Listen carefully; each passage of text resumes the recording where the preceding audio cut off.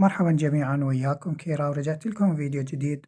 قبل لا نبدأ هذا الفيديو أدعوكم حتى تشتركون بالقناة وتفعلون زر الإشعارات حتى توصلكم التحديثات أول بأول. اليوم عندنا نسخة الذهبي بالإصدار الأول. شنو هي الإضافات اللي جت بهذا الإصدار والمميزات؟ فتابعوا الشرح للنهاية في صندوق الوصف.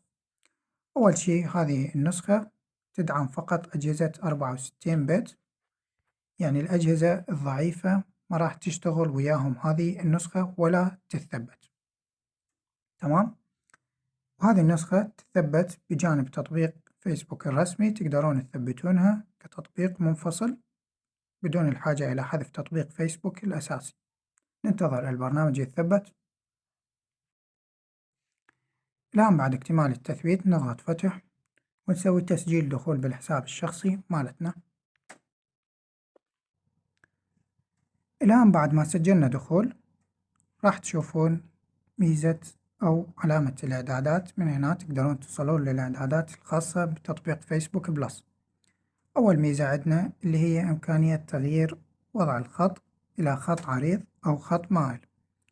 والميزة الثانية راح تمكنكم من فتح أو مراسلة من داخل التطبيق، مثل تطبيق الانستغرام تقدرون تراسلون بدون الحاجة إلى تطبيق الماسنجر. والاختيار الثالث راح يمكنكم من فتح الروابط من خلال المتصفح الخارجي وليس متصفح التطبيق. والاختيار الرابع راح يمكنكم من حذف اختصار فيسبوك من الروابط. أما هذه الاختيار اللي اسمه داونلود فيديو هي إمكانية تحميل مقاطع الفيديو اللي موجودة على منصة المشاهدة. والاختيار هذا اللي هو Error Notification تفعلونه حتى تظهر لكم علامة الأخطاء الخاصة بالتطبيق، فهذا الاختيار لا تفعلونه. والاختيار الأخير اللي هو Remove Ads، من خلاله تقدرون تحذفون الإعلانات من داخل البرنامج. تضغطون عليه ضغطة مطولة راح تظهر لكم هذه القائمة، تفعلون الإعدادات اللي موجودة داخلها وتضغطون Cancel.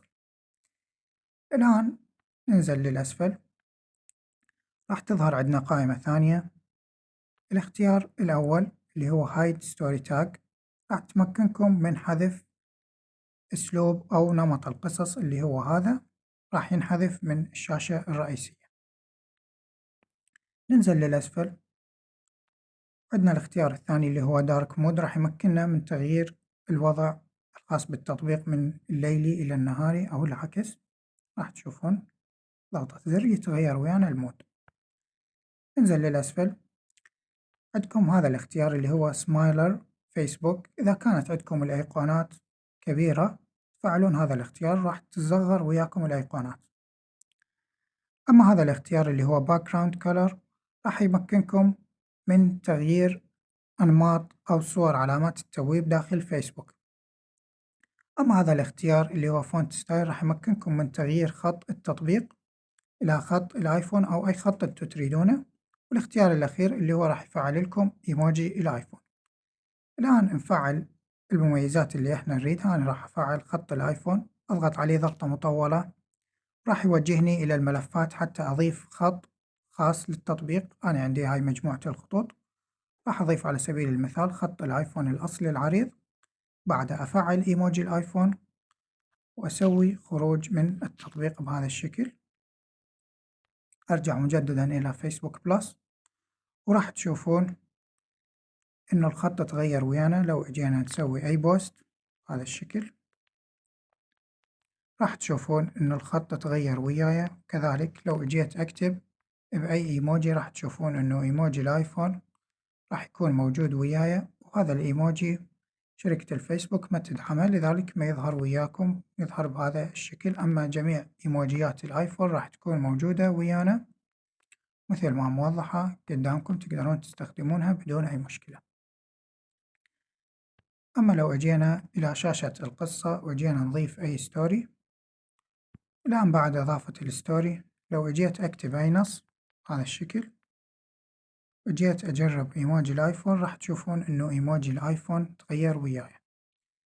أما بالنسبة لتغيير أنماط الخط تحددون النص اللي أنتوا تريدونه. بهذا الشكل. بعدها تضغطون وراح تظهر لكم هذه الاختيارات أو الأنماط. الخط على سبيل المثال هذا هو الخط، أضغط تم وراح تشوفون إنه الخط تغير وياي. أما ميزة تحميل الفيديوهات بهذا الشكل، على سبيل المثال أضغط هذا الفيديو، أسوي له فتح، أضغط على 3 نقاط، بعدها أضغط على كلمة نسخ الرابط بهذا الشكل.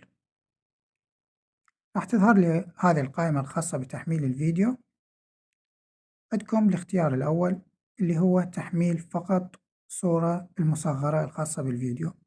أما الاختيارات هذه راح تمكنني من تحميل الفيديو مع الصوت، وبقية الاختيارات راح تمكنني من تحميل الفيديو بدون صوت.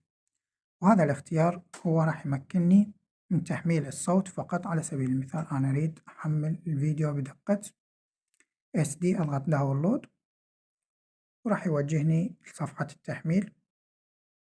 بهذا الشكل راح تشوفون إنه الفيديو بلش يحمل وياي.